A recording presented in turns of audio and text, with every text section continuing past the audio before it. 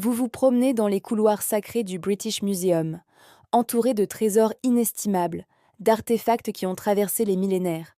Mais saviez-vous que, parmi ces merveilles, certaines histoires sont beaucoup plus sombres et mystérieuses? Aujourd'hui, on part explorer les recoins les plus hantés de l'un des plus grands musées du monde. Accrochez-vous, car la visite risque d'être mouvementée. Le British Museum, fondé en 1753, n'est pas seulement un gardien de l'histoire humaine, c'est aussi un lieu où les échos du passé semblent parfois résonner un peu trop fort. Imaginez des millions d'objets, chacun avec sa propre histoire, son propre vécu. Certains de ces objets ont été témoins de rituels anciens, de batailles sanglantes, ou ont accompagné leurs propriétaires jusque dans la mort.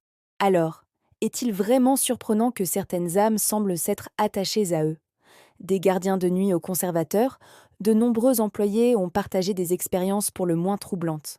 On parle de portes qui claquent sans raison dans des galeries vides, de chuchotements incompréhensibles qui semblent flotter dans l'air, et même de silhouettes sombres qui se faufilent entre les vitrines avant de disparaître. Ces phénomènes se concentrent souvent dans certaines zones spécifiques, comme si des points chauds d'activité paranormale existaient au sein même du musée. La galerie la plus célèbre pour ces phénomènes étranges est sans conteste la section égyptienne. Avec sa collection impressionnante de sarcophages et de momies, l'atmosphère y est déjà naturellement chargée d'une certaine solennité. Mais une pièce en particulier attire toutes les attentions et toutes les craintes. Le couvercle du cercueil d'une prêtresse d'Amon-Rê, plus connu sous le nom de momie du malheur ou Unlucky Mummy. Contrairement à ce que son nom indique, il ne s'agit pas d'une momie, mais seulement de la planche peinte qui recouvrait le corps. Numérotée EA2BT 542, elle est devenue l'épicentre de l'une des légendes urbaines les plus tenaces de Londres. L'histoire raconte que depuis son arrivée au musée à la fin du XIXe siècle, une vague de malheur s'est abattue sur tous ceux qui ont possédé ou manipulé cet artefact. La légende a été popularisée par des journalistes de l'époque qui ont lié l'artefact à une série d'accidents, de maladies et de morts prématurées. L'un des récits les plus célèbres, bien que totalement fictif, prétend même que le couvercle du cercueil était à bord du Titanic et aurait causé son naufrage. Cette histoire a été démentie à plusieurs reprises par le musée. L'artefact n'a jamais quitté Londres. Mais cela n'a pas empêché la rumeur de se propager comme une traînée de poudre. Pourtant, au-delà des mythes, des témoignages troublants persistent. Des membres du personnel ont rapporté avoir entendu des pleurs étouffés provenant de la vitrine, ou avoir senti une baisse de température soudaine et inexplicable en s'approchant. Certains visiteurs disent même avoir vu le visage peint sur le couvercle changer d'expression, passant d'un calme serein à un rictus de colère. Le simple fait de la regarder donnerait des frissons à certains, une sensation de malaise profond, comme si une présence invisible les observait en retour. Alors, qui était cette prêtresse? Les recherches ont révélé peu de choses sur elle, si ce n'est qu'elle vivait à Thèbes autour de 950 avant notre ère. Son identité reste un mystère, ce qui ne fait qu'ajouter à l'aura de la légende. Était-elle une femme puissante dont l'esprit refuse de trouver le repos? Ou est-ce simplement notre imagination qui s'emballe face à un objet si intimement lié à la mort et à l'au-delà? Le musée lui-même reste très pragmatique, expliquant que ces histoires sont le fruit de l'imagination fertile du public et des journalistes du début du XXe siècle. Mais la momie du malheur n'est pas la seule source de récits étranges. Dans la section romaine, on raconte l'histoire du fantôme d'un centurion.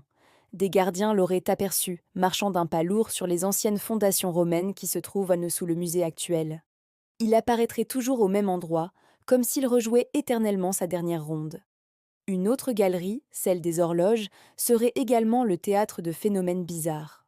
Des visiteurs et des employés ont affirmé avoir entendu des carillons et des tic-tac provenant d'horloges qui sont pourtant à l'arrêt depuis des décennies, leur mécanisme étant trop fragile pour être remonté. Imaginez le son d'une pendule du XVIIIe siècle se remettant soudainement à sonner dans le silence d'une salle vide. C'est à vous glacer le sang. Il y a aussi l'histoire du guerrier de la Tamise, une sculpture en bronze représentant une tête. Trouvée dans le fleuve, elle est associée à des sensations de tristesse et de désespoir. Certains médiums qui ont visité le musée prétendent sentir une immense peine émaner de cet objet, comme si l'esprit du guerrier était piégé à l'intérieur, pleurant sa mort prématurée. Alors, comment expliquer tous ces phénomènes? S'agit-il de simples courants d'air, de craquements naturels d'un vieux bâtiment ou de l'imagination collective qui s'enflamme?